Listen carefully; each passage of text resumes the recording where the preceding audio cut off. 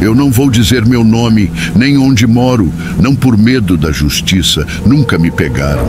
Não existe registro, denúncia, nem prova concreta do que fiz naquela época. O que me faz esconder minha identidade hoje é algo diferente, algo que não cabe nos tribunais. O que vou contar aconteceu há alguns anos, no início dos anos 2000. Naquela época minha vida era outra. Eu tomava decisões erradas, me deixava levar pela ganância, pela ilusão do dinheiro fácil. E como muitos, achei que nunca sofreria as consequências. O caminho que escolhi naquele período não foi honesto. Me envolvi com o que chamam de roubo de túmulos. Não me orgulho disso. Hoje sinto vergonha só de lembrar. Não era roubo de caixões, como alguns pensam. Eu jamais mexeria nos restos de alguém. O que fazíamos era diferente, mas não menos condenável. Explorávamos os túmulos, principalmente os antigos, em busca de objetos de valor. Alianças esquecidas, correntes, medalhas, pequenas estátuas ou crucifixos trabalhados em prata ou ouro. Sepulturas de famílias ricas de outros tempos, onde o que foi deixado ali, muitas vezes, se tornava um alvo fácil para quem tinha coragem e falta de consciência. Na época parecia apenas mais um tipo de crime. Os mortos, pensava eu, não precisavam mais daquilo. Para mim era dinheiro garantido, mas eu estava enganado. Descobri da pior maneira que nem tudo o que pertence a um túmulo deve ser levado. Existem coisas que ultrapassam a lógica e a justiça dos homens. Hoje, levo uma vida completamente diferente. Trabalho honesto, cabeça no lugar, arrependimento sincero. Mas o que aconteceu naquela noite, isso me acompanha até hoje. E se existe um motivo para eu contar isso agora, é o de alertar. Se algum dia você passar perto de um cemitério antigo e sentir um arrepio, uma presença estranha, acredite, às vezes o que está guardado ali não pertence apenas à memória dos que se foram. Os roubos nos túmulos começaram de forma quase casual. Primeiro uma dica aqui, uma conversa ali. Descobri que cemitérios antigos escondiam mais do que histórias e saudade. Em muitos casos, deixavam expostos objetos valiosos, sem que ninguém se importasse ou sequer percebesse. Pequenas estátuas, crucifixos de bronze ou prata, placas de identificação em bronze, argolas de ferro ornamentadas. Tudo isso, com o tempo, se tornava alvo fácil. Não precisava mexer nos caixões, nem em nada enterrado. Eu jamais faria isso. Para mim, aquilo sempre foi uma linha que eu não atravessaria. Só o que estava do lado de fora. Só o que, na minha cabeça, ninguém sentiria falta. O bronze das placas, por exemplo, tinha bom valor no mercado paralelo. As peças de metal trabalhado eram procuradas, fáceis de revender. Eu nunca agia sozinho. Sempre tinha um parceiro de confiança. Enquanto um vigiava, o outro fazia o trabalho. Era simples e até certo ponto seguro. Cemitério à noite não é lugar para se estar só. Por mais que pareça silencioso, a escuridão engana. Mas naquela noite, minha ganância falou mais alto. Fiquei sabendo de um túmulo diferente, um mausoléu antigo de uma família tradicional de São Paulo. Daquelas famílias que construíram fortuna nos tempos de café e fazendas e deixaram marcas nos cemitérios como se o dinheiro precisasse seguir até depois da morte. Diziam que o local estava abandonado, sem visita de parentes há anos, sem manutenção, mas as estruturas continuavam intactas. As portas de ferro, as placas de bronze, as esculturas decorativas, tudo ali, ao alcance de quem tivesse coragem. Foi o suficiente para me encher de confiança e de estupidez. Resolvi ir sozinho, sem o parceiro, sem ninguém para me vigiar ou ajudar. Achei que faria o serviço rápido, sem dividir nada com ninguém.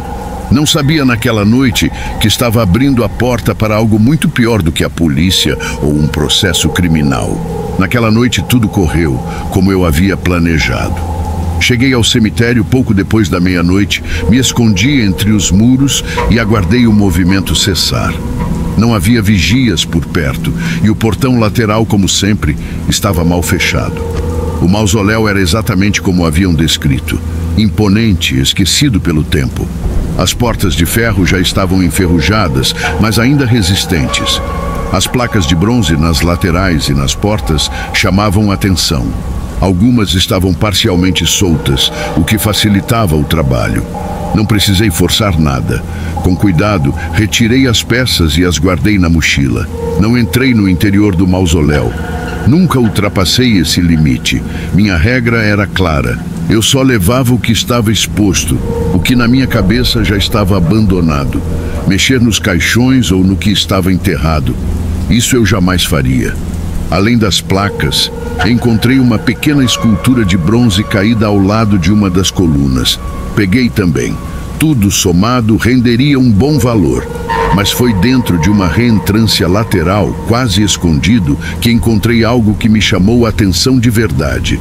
Era um crucifixo de prata, pequeno, trabalhado com um nível de detalhe impressionante. Não era algo comum. O brilho estava encoberto por poeira e ferrugem, mas dava para perceber o valor da peça. Segurei por um tempo, observando.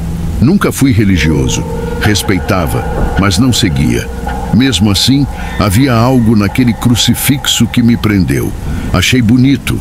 Mais do que isso, achei que valia a pena ficar com ele. O restante das peças já renderia dinheiro suficiente para aquela semana. Se precisasse, podia vender o crucifixo depois. Decidi guardá-lo no bolso da jaqueta, separado do restante. Era apenas uma questão de gosto, pensei. Algo bonito, interessante. Nada além disso. Saí do cemitério em silêncio, sem ninguém me ver. Voltei para casa satisfeito. Na manhã seguinte, levei as peças até o local onde costumava vender esse tipo de material. Tudo ocorreu como sempre. Negociação rápida, sem perguntas. O crucifixo permaneceu comigo. Na época, achei que era só uma escolha pessoal. Hoje, sei que foi o primeiro erro de uma sequência que não teria volta. Nos primeiros dias, tudo parecia seguir o curso normal. Vendi as peças, paguei algumas contas, guardei o restante do dinheiro. O crucifixo de prata continuava comigo. Deixei-o sobre a cômoda do quarto, ao lado de alguns objetos pessoais. Às vezes pegava para olhar, admirando os detalhes, a prata polida, as marcas antigas, o peso nas mãos. Era uma peça bonita, sem dúvida. Mas com o passar dos dias, comecei a notar pequenas coisas. Detalhes que, num primeiro momento, pareciam bobagem. Coisas que qualquer pessoa atribuiria ao cansaço ou distração. Primeiro, foi o crucifixo fora do lugar. Certa noite, ao chegar em casa, encontrei-o caído no chão, próximo à cama. Achei que tivesse esbarrado nele pela manhã, ou talvez a vibração de algum caminhão na rua o tivesse derrubado. Não dei importância. Depois vieram as chaves. Por mais que eu tivesse o hábito de deixá-las sempre no mesmo lugar, começaram a aparecer em pontos diferentes da casa. Na sala, no banheiro, até em cima do fogão, uma vez. Achei que estava ficando distraído, preocupado com outras coisas. Mas, conforme os dias passaram, os detalhes se tornaram mais incômodos. O ambiente da casa mudou. O clima na casa mudou, como se o lugar inteiro estivesse carregado de umidade ou de algo invisível. À noite, o quarto ficava frio, mesmo com as janelas fechadas e o tempo ameno. Não era um frio normal, era aquele frio que parece vir de dentro, que se infiltra nos ossos. As lâmpadas começaram a falhar. Primeiro, achei que fosse a fiação, mas chamei um eletricista conhecido. Ele olhou tudo e não encontrou problema algum. Mesmo assim, as luzes piscavam, principalmente no final da noite, pouco antes de eu tentar dormir. Foi aí que comecei a desconfiar que algo não estava certo. Não tinha explicação. E embora eu tentasse manter a calma, algo dentro de mim já sabia. Aquela sensação estranha tinha começado depois daquela noite no cemitério. E principalmente depois de eu trazer o crucifixo para dentro da minha casa. As noites começaram a se tornar um problema. Por mais que eu dormisse, o descanso nunca vinha de verdade. Eu deitava, apagava por horas, mas ao acordar era como se não tivesse dormido um minuto sequer. Era um cansaço estranho. Não o cansaço comum de um dia corrido ou de uma noite mal dormida. Era algo mais pesado, mais fundo, como se meu corpo estivesse afundando em um sono forçado, mas minha mente continuasse presa, desperta, lutando para sair dali. Eu estava dormindo muito mais do que o normal. Algumas noites, cheguei a dormir quase 12 horas seguidas. E ainda assim, acordava exausto, com os músculos pesados, as costas doendo, a cabeça latejando. Era como se estivesse carregando algo o tempo todo, mesmo sem sair da cama. Durante o dia, a sensação não passava. O corpo seguia pesado, a mente lenta. Eu tentava me manter ativo, sair de casa, caminhar, fazer o que fosse necessário para espantar aquilo, mas nada ajudava. Foi nesse período que o parceiro com quem eu costumava fazer os roubos me procurou. Queria que eu fosse com ele até outro cemitério, em um bairro mais afastado. Disse que tinha informação boa, que poderia render um bom dinheiro. Normalmente, eu teria aceitado sem pensar duas vezes, mas naquela semana não. Eu não estava bem. Não conseguia explicar o motivo, mas o simples pensamento de voltar a um cemitério me causava um desconforto absurdo. Era como se algo me alertasse para ficar longe. Disse a ele que não iria. Inventei uma desculpa qualquer. Falei sobre problemas pessoais. Omiti o real motivo. Nem eu sabia exatamente como explicar o que estava sentindo. Ele insistiu, mas eu fui firme. Naquele momento, a última coisa que eu queria era repetir o que já tinha feito. O que eu não sabia é que o que me acompanhava não estava só nos cemitérios. Naquela noite, o cansaço era tão grande que decidi tomar um banho antes de tentar dormir. Achei que a água quente poderia, de alguma forma, aliviar aquela sensação constante de peso no corpo e na cabeça. Fiquei um tempo embaixo do chuveiro, deixando a água escorrer, tentando esquecer tudo aquilo. Quando saí do box, o espelho do banheiro estava completamente embaçado, como sempre acontecia. Peguei a toalha, enxuguei o rosto e, quando olhei para o espelho de novo, senti o estômago gelar. Entre o vapor que ainda cobria o vidro, havia algo escrito. As palavras estavam ali, nítidas, como se tivessem sido desenhadas com o dedo pouco antes de eu entrar. Devolva o que não é seu. Fiquei parado, olhando para aquilo, sentindo o sangue sumir do rosto. Toquei o espelho, tentei apagar as palavras, mas elas estavam ali, marcadas sobre o vidro. Era impossível aquilo ter aparecido sozinho, e eu morava sozinho. Naquele instante, todas as dúvidas que eu vinha tentando ignorar se juntaram de uma vez. O cansaço excessivo, o frio estranho no quarto, o crucifixo fora do lugar. Tudo apontava para o mesmo motivo. Eu sabia no fundo que aquilo tinha começado desde a noite em que levei o crucifixo para casa. E agora o aviso era direto. Não precisava de interpretação nem de explicações. A mensagem era clara. Fiquei ali parado por alguns minutos tentando entender o que fazer. Não era alguém pregando uma peça. Não havia lógica naquilo. Mas mesmo assustado, uma coisa era óbvia. Eu precisava devolver o crucifixo. Ainda naquela madrugada, decidi que iria voltar ao cemitério. Não importava o risco. Não importava se me pegassem entrando lá de novo. O medo do que eu poderia enfrentar dentro de casa, se continuasse com aquela peça, era maior do que qualquer outro medo. Peguei o crucifixo e saí de casa. Não pensei muito, não queria pensar, só queria me livrar daquilo. O caminho até o cemitério foi silencioso, pesado. As ruas estavam vazias, o céu encoberto. Era noite, mas o frio que me acompanhava não tinha relação com o clima. Era outro tipo de frio, mais profundo. Cheguei ao portão lateral, o mesmo por onde havia entrado dias antes. Não havia movimento, nenhum sinal de vigia. Entrei sem dificuldade, atravessando o cemitério em direção ao mausoléu da família rica. O lugar estava do mesmo jeito. As portas de ferro, as estruturas cobertas pela umidade e pelo tempo. As marcas do que eu tinha feito ali ainda estavam visíveis. Segurei o crucifixo por um instante observando. A prata continuava brilhante apesar dos dias que passou comigo. Por um momento hesitei. Me veio à cabeça o que eu já sabia. Aquela peça não foi a única coisa que levei dali. As placas de bronze, as pequenas esculturas, tudo já tinha sido vendido, repassado, provavelmente derretido, transformado em outra coisa. Não havia como devolver o que já não existia mais. Mas o crucifixo ainda estava comigo. E de tudo o que levei, foi o único objeto que resolvi guardar. O único que ficou perto de mim o tempo todo.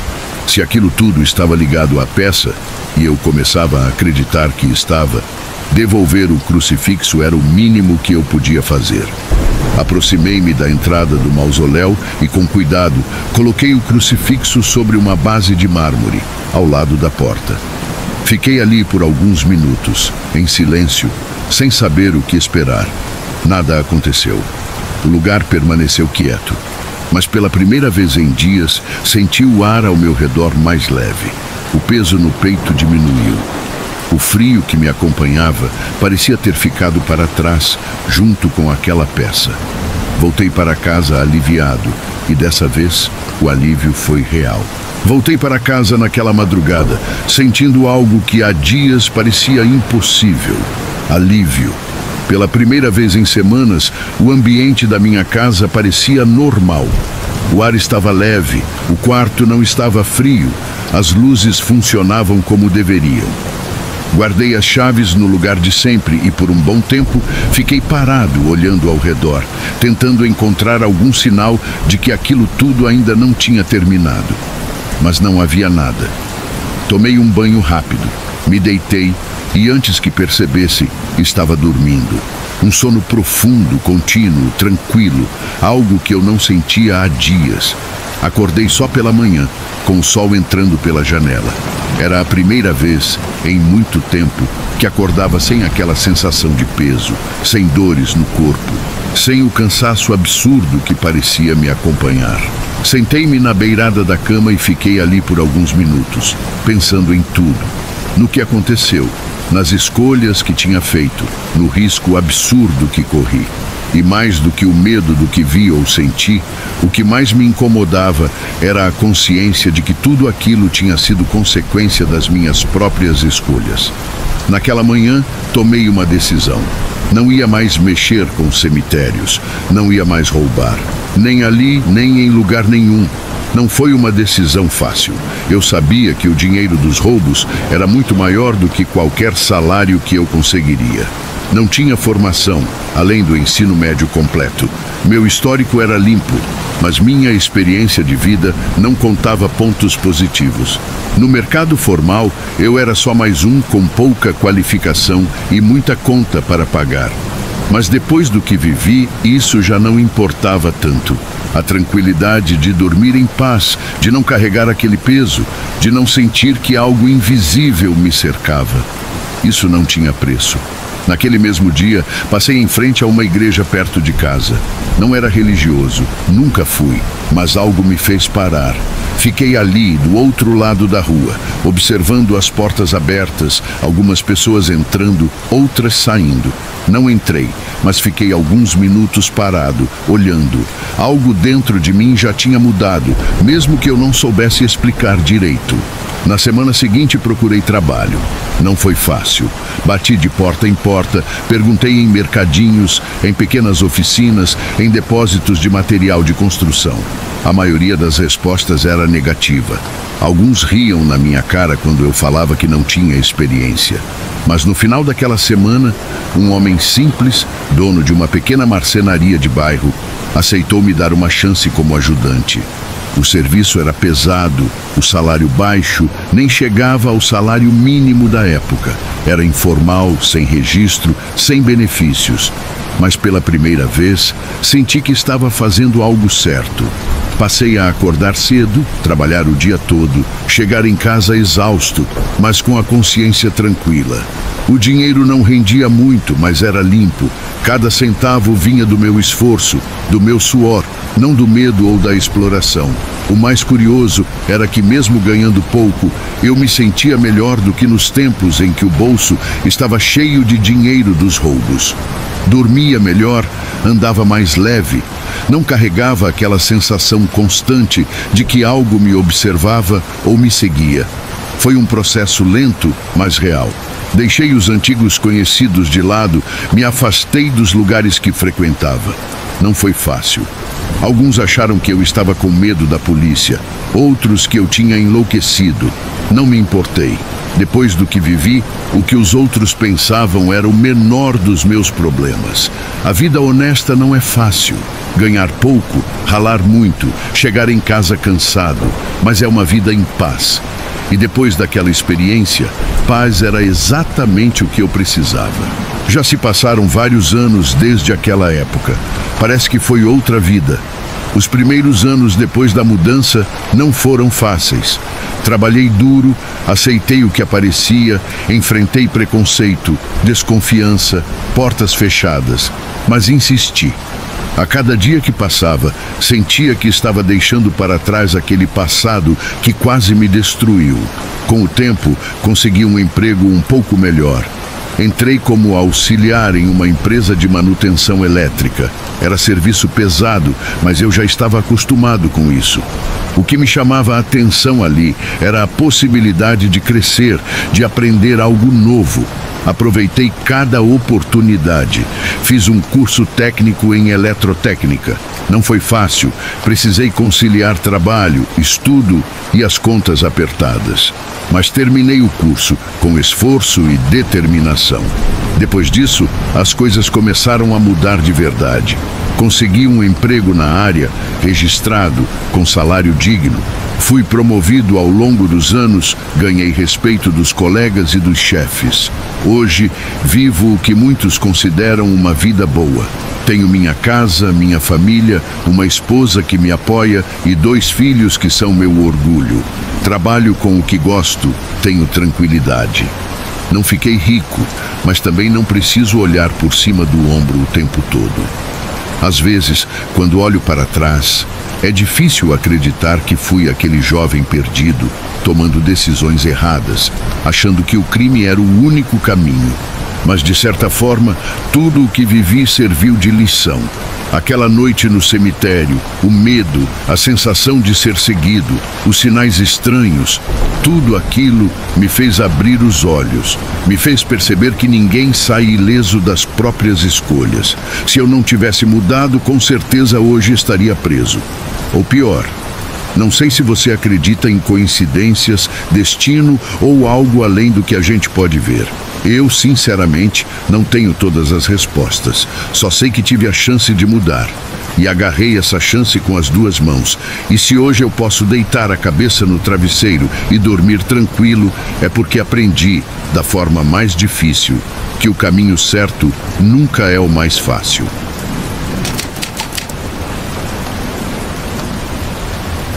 Meu nome é André, tenho 38 anos e sou contador em Salvador.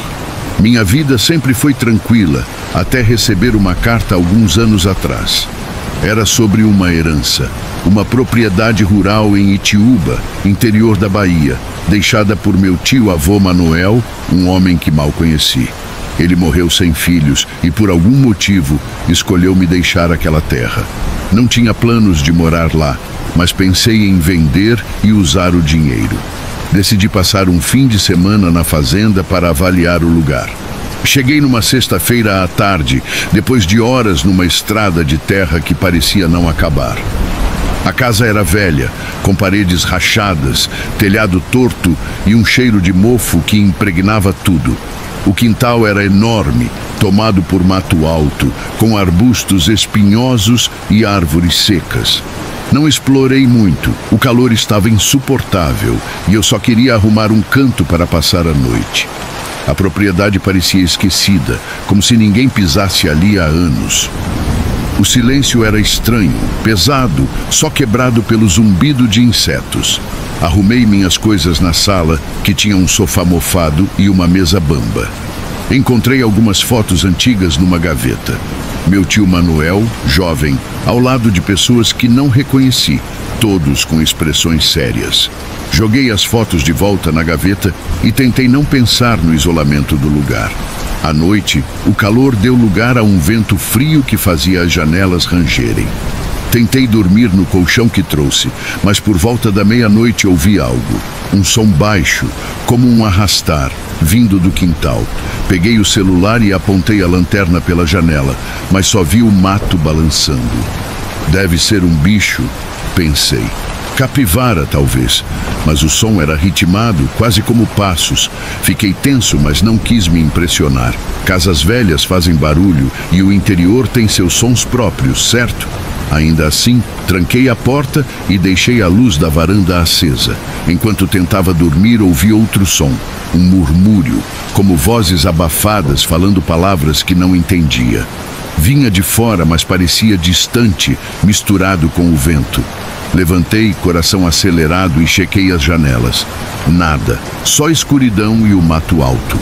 Voltei para o colchão, mas o sono não veio. Passei a noite pensando que talvez aceitar aquela herança não fosse tão boa ideia. Na manhã seguinte, o quintal parecia normal, mas o cheiro de terra úmida estava mais forte, quase azedo. Decidi que exploraria melhor no dia seguinte. Por ora, só queria entender o que tinha herdado. O murmúrio da noite passada ainda ecoava na minha cabeça, mas a luz do sol me deu coragem. Decidi que antes de vender a propriedade, precisava deixar o terreno apresentável. O quintal era uma selva. Mato tão alto que chegava à cintura, cheio de espinhos e galhos secos. Não dava para cortar com uma foice comum. Precisava de equipamento. Peguei o carro e segui até a vila mais próxima, a alguns quilômetros dali. Era um lugar simples, com poucas casas, uma vendinha e alguns moradores sentados na calçada. Lá, encontrei 3 homens que faziam serviços gerais. Edivaldo, um cara forte de uns 50 anos, e seus 2 sobrinhos, Júnior e Tiago. Eles tinham roçadeiras a motor e pareciam conhecer o serviço. "Tá precisando mesmo, doutor", disse Edivaldo rindo. "Aquele mato tá mais velho que eu." Voltei à fazenda com eles e apontei o quintal. "Quero tudo limpo até o fundo", pedi, antes de entrar na casa para avaliar o estado dela. O lugar era pior do que imaginei. Infiltrações nas paredes, móveis apodrecendo e aquele cheiro azedo de terra úmida que não explicava. Enquanto catalogava os reparos necessários, ouvi o barulho das roçadeiras lá fora. Tentei me concentrar, mas minha mente voltava aos sons da noite anterior. Aqueles murmúrios eram reais ou só minha imaginação? Por volta do meio-dia, o barulho das máquinas parou. Ouvi Edivaldo gritando meu nome do quintal. "Seu André, vem cá, tem uma coisa estranha aqui." O tom dele não era de quem encontrou uma raiz teimosa. Saí correndo, o coração já acelerado. No fundo do terreno, onde o mato era mais denso, os 3 estavam parados, olhando para o chão. O mato tinha sido cortado, revelando algo que eu não tinha visto antes. Cruzes de madeira, tortas e quebradas, meio enterradas na terra. Eram 12, dispostas em um semicírculo, um cemitério. Não era um lugar bem cuidado, como os jazigos de família que se vê no interior. Era clandestino, escondido, como se alguém quisesse que fosse esquecido. "Que diabo é isso?" perguntei, mais para mim mesmo. Edivaldo, suado, apontou para uma das cruzes. "A gente achou isso enquanto cortava. Não tá no mapa da propriedade, né?" Balancei a cabeça, sem palavras. Júnior, o mais jovem, parecia assustado. "Tio, isso não tá certo. Olha o chão." A terra ao redor das cruzes estava afundada, como se tivesse sido remexida recentemente. O cheiro azedo estava mais forte ali, quase me fazendo engasgar. "Melhor parar por hoje", disse Edivaldo, benzendo-se. "Isso não é coisa boa."